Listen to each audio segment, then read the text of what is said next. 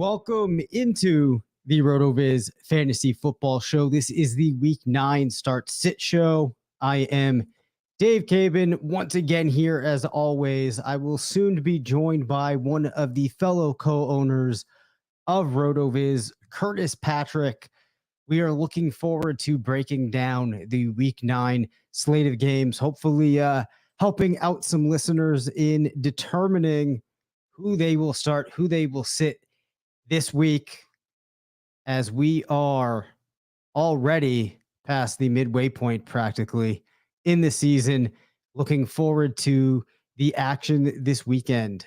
Anybody out there watching on any of the platforms with which you can leave a comment, please do so. We will do our best to answer your question. As always, we will start by quickly making our way through some of the high-level ratings here, the high-level GLSPs at each position. If you look at quarterback this week, Josh Allen leading the way with an average of 25.3 points when players like Allen have faced defenses like Cincinnati. He's followed by Justin Herbert, Lamar Jackson, Justin Fields. Josh Dobbs gets in here. Of course, we have to call out the fact that everything was run before the tool was really aware that Josh Dobbs would be switching teams. So you have to take that with a grain of salt. If Deshaun Watson were to go, would rate pretty strongly this week. Given what we've seen recently from Las Vegas, if Tyrod Taylor ends up suiting up for the Raiders, he actually could be a viable streaming option, followed by CJ Stroud, Dak Prescott, Jordan Love. Will Levis makes his way into streaming consideration. Baker Mayfield down at QB 15 this week. Aha! We already got a question coming through. This one comes in from Mike Gonzalez, who says, "What's up, RotoViz?" Ty Law. Okay, wow, old Patriots throwback there. So Mike has Trevor Lawrence on a bye. He's asking about CJ Stroud or Gardner Minshew. So let's break this one down a bit. We're going to go into the comparison tab here in the GLSP. We will pull up CJ Stroud. We will pull up Gardner Minshew. This is a fairly close matchup when you take a quick look at the distribution. However, we land with this one favoring Stroud, an average of 18.6 for him to a 15.7 for Minshew. As a point of reference here, you have Stroud facing the Bucs. You have Minshew facing the Panthers. Where there is some separation here is when you look in the 20 to 25 bucket, you'll see that Stroud gets 32% of his matches in there, just 18% for Minshew. Stroud actually gets 12% of his matches, higher than 25 fantasy points, with Minshew at just 4%. So overall, a stronger distribution here for Stroud. Anecdotally, too, going from a subjective approach here, I think I probably would have recommended Stroud as well over Minshew. So Stroud is the play there. Certainly an interesting one there. So we get some more questions coming through. Let's take a look now at overall running back GLSPs this week. Couple of crazy things in here. Alvin Kamara, the highest rated running back on the week. That shouldn't come as any surprise. Now, Jonathan Taylor is making his way more and more into the offensive attack now for the Colts. We still see those Zach Moss finishing highly, actually number 2 in this week's GLSP, thanks to the volume that he has seen, followed by Austin Eckler, DeAndre Swift, Isaiah Pacheco, Breece Hall, and then Jonathan Taylor popping in there too, which might raise the question, how feasible is it that we see both of these players put together those type of performances? Well, I wouldn't bank on both of them finishing as RB1s, but what we can do is look at how running backs have performed in recent games against Carolina. Now, I'm looking at our NFL Stat Explorer, and the first thing that's going to stand out here is just how favorable of an opponent the Panthers have been. And we come up with that metric by looking at how much better than average running backs, fantasy relevant running backs, do when they face the Panthers. Panthers, according to that metric, have been extremely, extremely favorable. In recent weeks, Kenneth Walker put up 30.6 PPR, Alexander Madison, 10.8. David Montgomery, 20.9. Raheem Mostert, 6.42. Devin Singletary to 6.3 last week. But this is definitely a very favorable matchup for Moss and for Taylor. If you're on the fence about playing either one of these guys, I don't imagine that you'd be on the fence about playing Taylor, but you might be wondering about Moss. I think it's worth noting last week he still did see 11 rushing attempts, was able to turn that into a touchdown. Given how favorable this matchup is, I think he definitely has a place in lineups, and I would highly consider playing him. So we pivot back here, start looking down some more of the running backs this week. Jerome Ford scoring nicely against Arizona. Obviously, we'll have to monitor his health heading into this one, followed by Josh Jacobs, Derrick Henry, Rashad White, Raheem Mostert, Joe Mixon, and Kenneth Walker. Getting a little bit deeper into the running back ranks, Gus Edwards, who I believe was back to practice recently against the Seahawks, comes in here with an average PPR of 11.3. We start to see some of these fill-in players now, like Darrell Henderson, getting up high on the board here, followed by players like Miles Sanders, Ramondre Stevenson, Aaron Jones. Jaylen Warren coming in at RB30. I know he's been a player that we gotten a fair amount of questions on this year, so we'll see if we go back to him here after I answer a question now that is related to wide receiver. So full PPR, start 3, Terry McLaurin, Deontay Johnson, Chris Godwin, or Gabe Davis. All right, this is going to be a fun one. So I think I want to start here.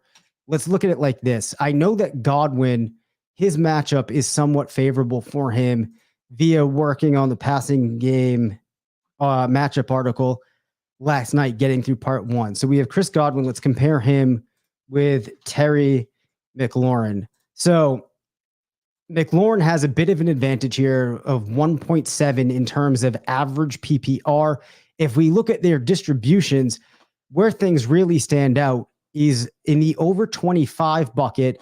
McLaurin has 16% of his matches, just 2% of matches for Godwin. Godwin also appears to have more downside. And one of the key things to look at here, right, is you have Terry McLaurin facing a New England defense that actually has been fairly difficult when you look through some of the metrics. So we're going to have to think here a little bit more, I think, and pop back over and now add Gabe Davis into the fold here along with Deontay Johnson. And in this view, it's pretty similar. There's not too much separating Johnson or Gabe Davis. So you gotta leave one of these guys out. The final thing we'll do here is look at the passing game matchup rater, where we have McLaurin, given his alignment tendencies, coming in with a 61 against New England. You have Godwin coming in with a 57 against Houston. Gabe Davis in his matchup with the Bengals scores just a 47, and Deontay Johnson comes in with a 57 against Tennessee. So this is all very, very close. I think that if I'm starting 3 here, I'm going to go McLaurin, Deontay Johnson, and I'm actually going to sit Gabe Davis in this one and go with Godwin. Let me just take one more before I finalize that. Let's look at Gabe Davis versus Chris Godwin just to kind of fully solidify things. It does seem to like Gabe Davis a little bit more in the high end. Let's take one more look here at Godwin in the passing game matchup rater.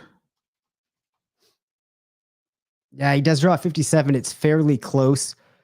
All right, I'm going to take that back. I'm going to go McLaurin, Deontay, and Gabe Davis. All right. So what we got here? All right, got a real tough one at wide receiver this week. Full PPR, start 3. Nico Collins, DJ Moore, Michael Pittman, or DK. So I can tell you right out of the gate here, this is a really tough matchup for DJ Moore. Given the fact that you probably don't have Justin Fields this week, I think he is removed from the equation, which then would leave us with Nico, Pittman, and Metcalf. One thing that we will do here is I'm very gonna quickly here gonna copy a link and send it over to Curtis. Oh, he's in. Curtis, you there, my friend? Yeah, man. I'm here. Let's dive in. I see Mike's got a question here. What do we want? We got to start 3. Nico Collins, DJM, Pittman, and DK. Yes. Of that bunch, I mean, I just got to think about the distribution of targets. I actually wrote about the Seahawks offense a bit in my Dynasty article today. I'm before I see what the GLSP says, Dave, I would be sitting DK out of this bunch. Okay, that's pretty interesting because I was working on the passing game matchup article last night, and one of the things I noticed was this is not a good matchup for DJ Moore. If memory serves also, I don't believe that this is the easiest matchup for Metcalf. So I think that we might be zoning in here on comparing Metcalf and Moore. So I'll drop both of them into the GLSP here. Now, of course, one of the confounding factors here is the health of Justin Fields and whether or not he'll be going. That said, Curtis, when you look at the GLSP here, it's very much in favor of DJ Moore. Sounds though like this lines up with kind of what you were thinking. Can you expound though just a little bit more on, you mentioned the target share and how that relates to DK? I think you're muted. Yeah, I was there. So the Seahawks offense has really kind of been they're in the midst of a little bit of change with the way that they're handling the wide receiver position. Over the first 5 weeks the first 4 weeks of the season, DK Metcalf was the wide receiver one there in terms of PPR per game, and was followed by Lockett and Jackson Smith, Najigba. But since week 5, it's been actually Lockett followed by JSN followed by DK. DK's actually over the past 2 Seahawks games the third in the pecking order there, and the snap share for JSN has increased by 15% since week 5. The more that he is on the field, the more evenly I expect the target share to be distributed moving forward. We've seen the snap share bump. We haven't seen really the target share bump for JSN. But we have seen him get some of those high value targets, and he's been the one scoring the touchdowns over the past couple of weeks. So, it's difficult. The beginning of the season, you're not really thinking ever, if I'm drafting DK Metcalf, that I'm going to be sitting him. Right. But with this quartet of receivers, I mean, really, what has happened is Nico Collins has outperformed expectations enough times this season that he is now no longer bench depth. He is viable weekly flex material, and his role is more valuable than DK's right now. So that's the direction I go here. Got it. The final thing I'll add here too, also, if you look at this matchup, one of the reasons it wasn't great for Metcalf is the Ravens are pretty good against wide receivers in general, and then also pretty tough against wide receivers lined up out wide, where we'll probably see him more of this matchup. All right. So the answer there is you're going to go Nico, Pittman, and DJ M. All right, this one coming in. I think this is Jedi Avenger 1738. I do. Trying to decide between Ramondre and T. Higgins for my flex in PPR. I will pull this up, Curtis. Do you have an initial lean though? Because I think I do. Oh, I think you're muted again, sir. Go ahead and tell me your initial lean. I'm going to pull up matchup analysis. This is one thing I like to do in addition to the GLSP. Is use our NFL Stat Explorer matchup analysis when I'm comparing 2 different positions.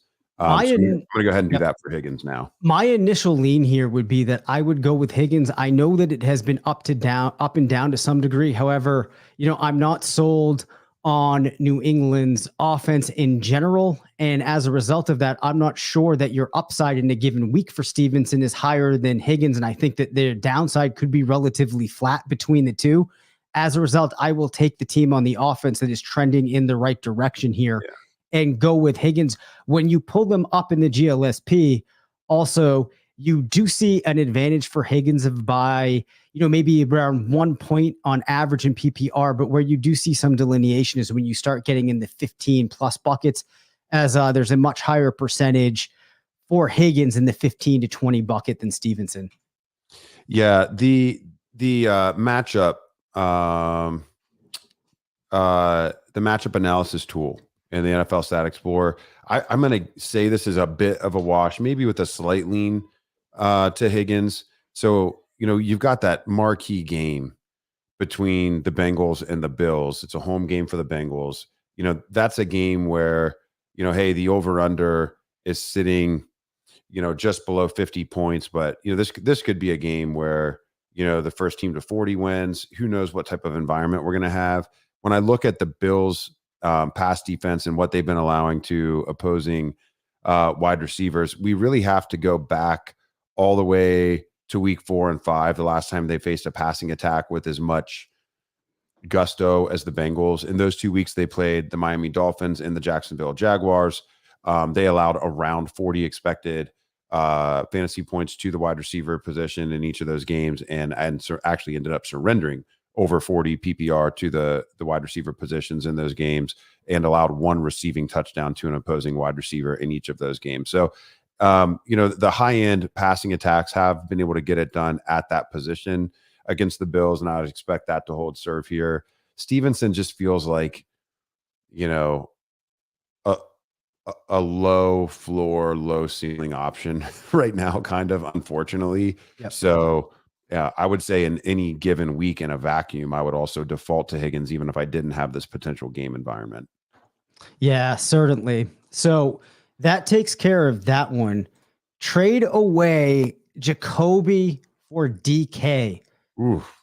Are we talking dynasty here? If you can let us know, Josh, we'll bounce along and then we'll come back to you, because I think that's probably an important detail. I think we can easily answer that Okay. in dynasty. I We'll mean, just do it both. in dynasty, you're still going to make that trade, just because a quarterback change or a change of scenery for DK, either one, or Lockett maybe even moving on after this year, which is something that a lot of people think will happen. It would only take one little, slight change for DK to be amongst those potential league leaders in touchdowns again, and really be an impactful player there. Whereas Jacoby's producing because of the role that he has. But I mean, we've got up and down quarterback situation in Vegas, interim coaching position. We've got Devontae Adams there that really should be holding it down.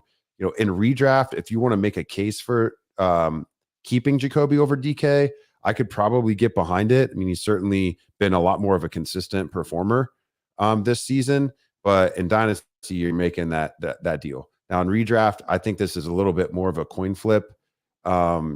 And it would honestly, I would feel better week to week right now about starting Jacoby Myers than Metcalf. Where are you on that one, Dave? Yeah, I agree with you. So I think I'm pretty aligned. I think dynasty, you're looking to have DK. Redraft, I'd rather have Jacoby. And it looks like the question actually was redraft. Does that align with what you said? I was doing some research elsewhere. Yeah, so for redraft, you'd rather have Jacoby. I think so. I mean, I think Yeah. in redraft, the DK owner here probably feels like you're getting name brand value. I'm going to guess that trade maybe even came from the DK owner to Josh there. So I would try to make it a 2-for-2 deal. If you can upgrade another position on your bench, maybe this makes a little bit of sense. But otherwise, stay pat. I'm not sure this is an upgrade for you in redraft. Yeah, I mean, you're losing EP per game as well there, I would also add. So we will continue along here. Henderson or Hunt. I did a little bit of preemptive research here, Curtis, while you were talking.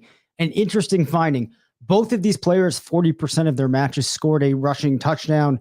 In terms of average PPR, the GLSP favors Henderson by 2.5 points. Their distributions are fairly similar, but there's an increase here of around 24% in the under 5 bucket for Hunt. That said, I think I'd still go with Hunt in this matchup against the Cardinals. I think you're muted again, Curtis.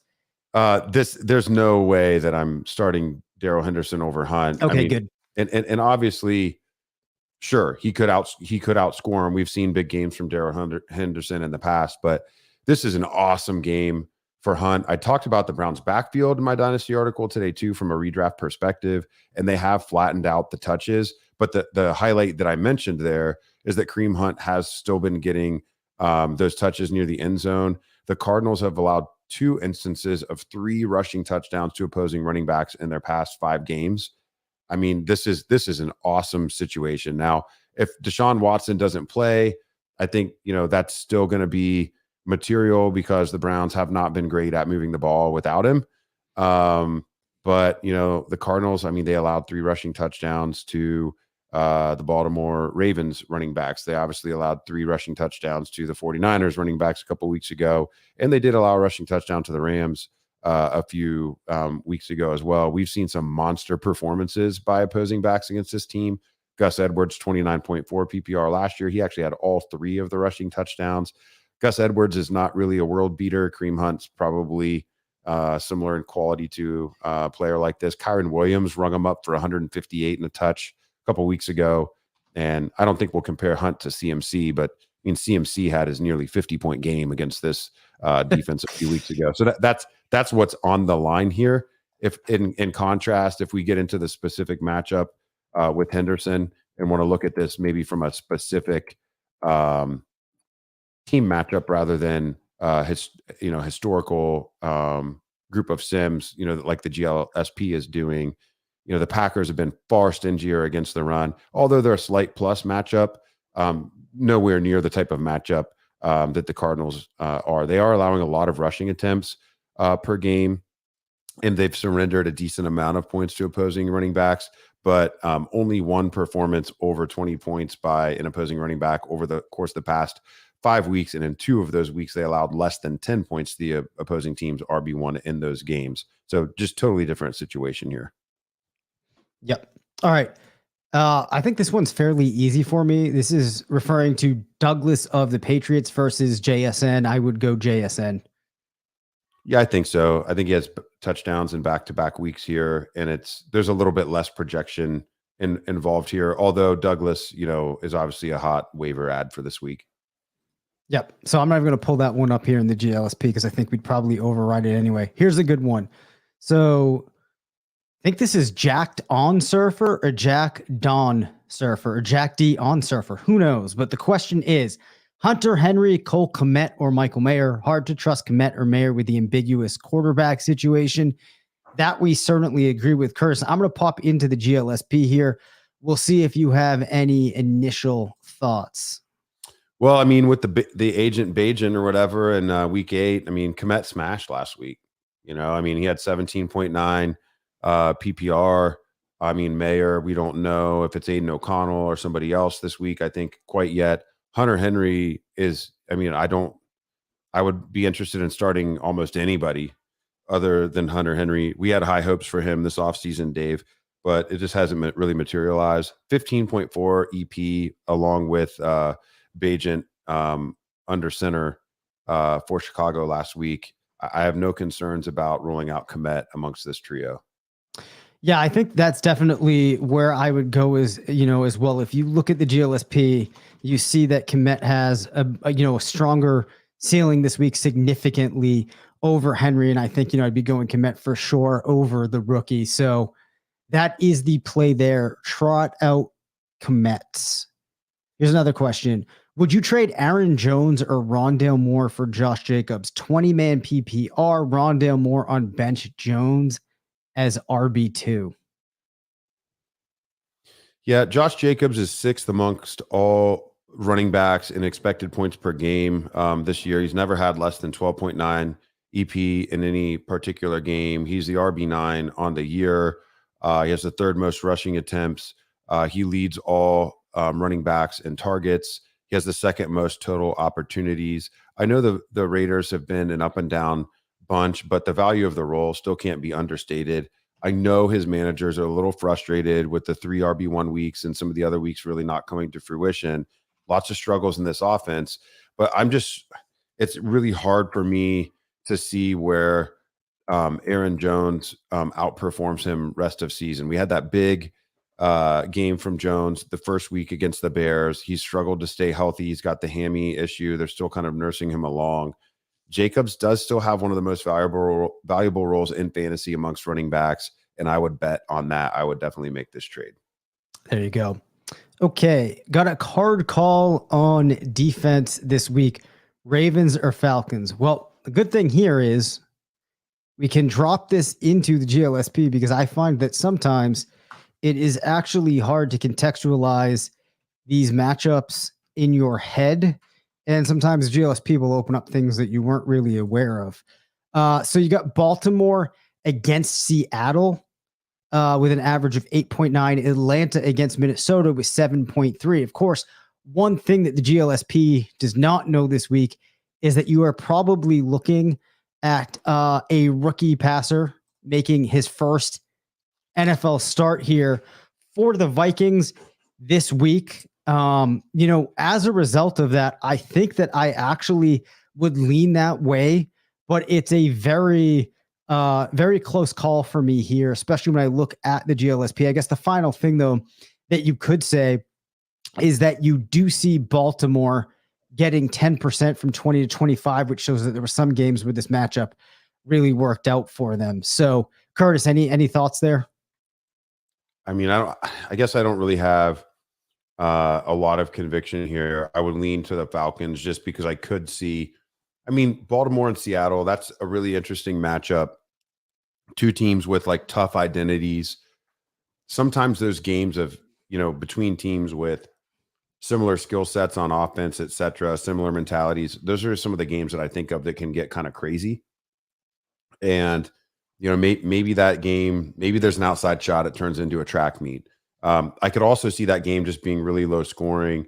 Both teams, going through the rushing attack, the quality of quarterback play with Geno and Lamar much higher than what we're going to see with Taylor Heineke versus first-time starter in what is it, Jaron Hall? Jaron Hall. Yeah, it's Jaron Hall. Yeah, I mean, I'm going to start the Falcons there for sure. I'm with you.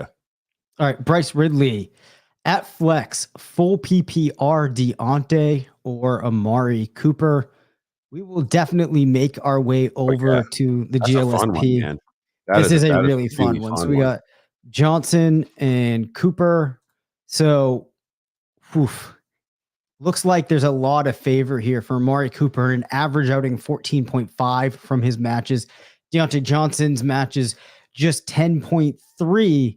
That said, though, if you look at the distribution, it's not quite as disparate as you would think in the 20 to 25 bucket, but you do see a significant advantage for Cooper between 15 to 20. So if we're looking at the GLSP in isolation, you'd probably be leaning in Cooper's direction. The one other thing we'll add on to here is that Amari Cooper matchup rating of 57 this week. Deontay Johnson scores a matchup rating of 57 as well. So we cut at it from both of those lenses and also just kind of thinking about these players and what we know about the teams. I think the answer there is Cooper. Yeah. If Deshaun Watson doesn't play, I'd be fine going with Deontay. I mean, I think Deontay is going to have a higher floor here. Just based off of this matchup, Pittsburgh's going to be a home favorite against Tennessee. We do have to see who's playing quarterback for the Steelers, but what we've seen consistently from Deontay Johnson across all of the other quarterbacks since Ben Roethlisberger, and including when Ben Roethlisberger was there, Deontay Johnson is the one that earns the targets in the offense, much to the, frustration of people who would have liked to have seen Freiermuth or, Pickens have more of that target share. So even if Mitchell Trubisky is out there running around doing his thing, I would expect Deontay Johnson to lead that team in targets. I mean, Cooper's been kind of like a steady wide receiver 3 in the game, sans Deshaun Watson. So, maybe it's a similar situation. But I would actually separate this out personally. And I would say if Deshaun Watson plays, I'm going to take the ceiling of Amari Cooper. If Deshaun Watson does not play, I'm going to take the floor of Deontay Johnson. All right, fair enough. So this person needs this before the game. I think for me, it's pretty clear. So you got Higgins, Hunt, or Johnson.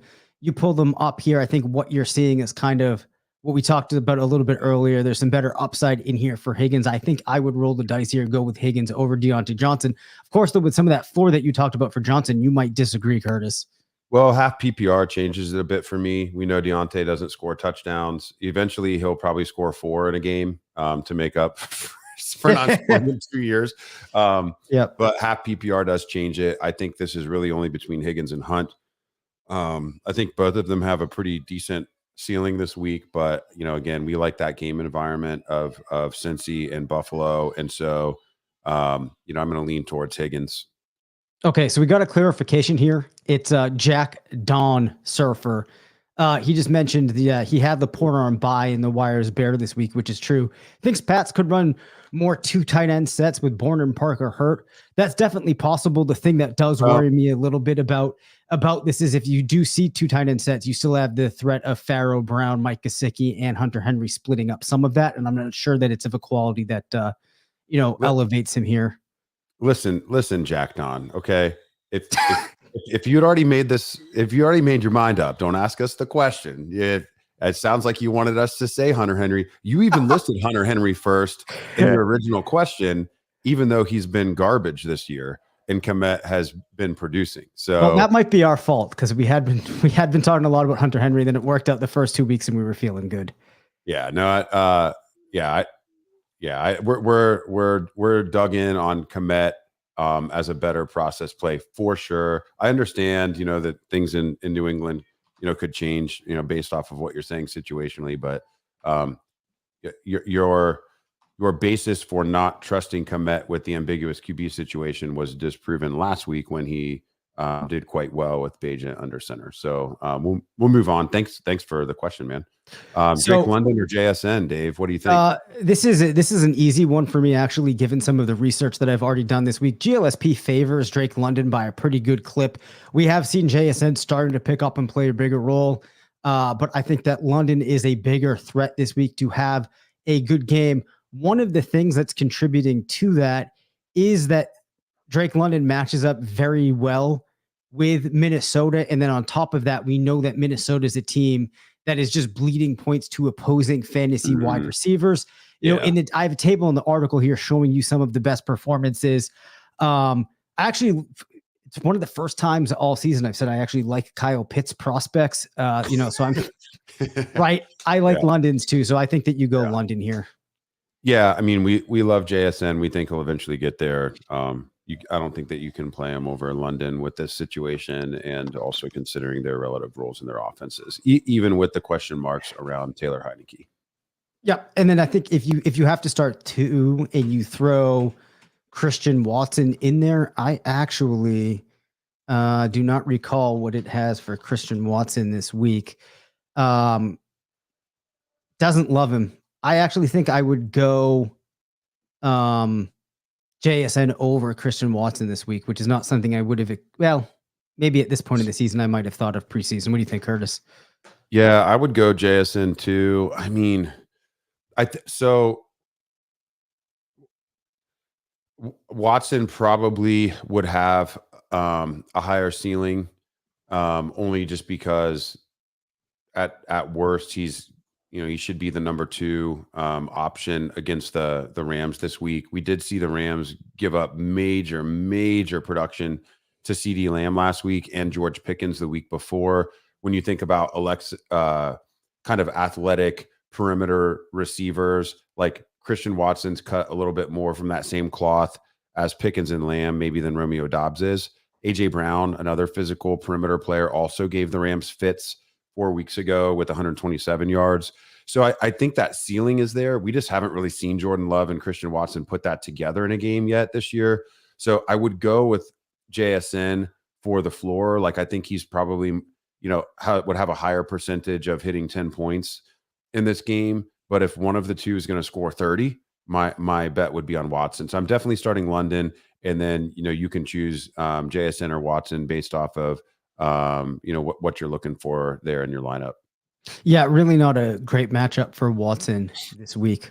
I'll add. So it looks like, all right, some more. Here we go.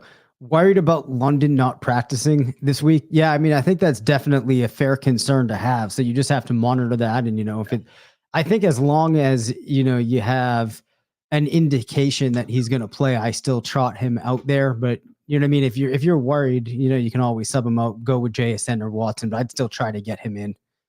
Yeah. I mean, I think Chawan here, you put London and JSN in your lineup, or London and Watson, depending on how you want to handle that. And then you've just got another decent option in your back pocket. You look and see if it's like game time decision on Drake London, and they're talking about limiting his snaps or anything like that. I mean, you can just make a pivot. It's not like he's been an extremely high ceiling option this year. It's just that we like the matchup. So if it's all systems go on London, we do like him as the best of that bunch this week. Yep. So that takes us to the end of the questions that we have coming in here. Yeah. It's 8:20. We'll give one more minute in case anybody has a final question that they need to get in. Do appreciate everybody hanging out this week, dropping in their questions. Had some fun ones this week. And Curtis, I think we might have a decision or two that we have to make. I don't have them memorized in my head at this point, but I think it should be another fun weekend for us.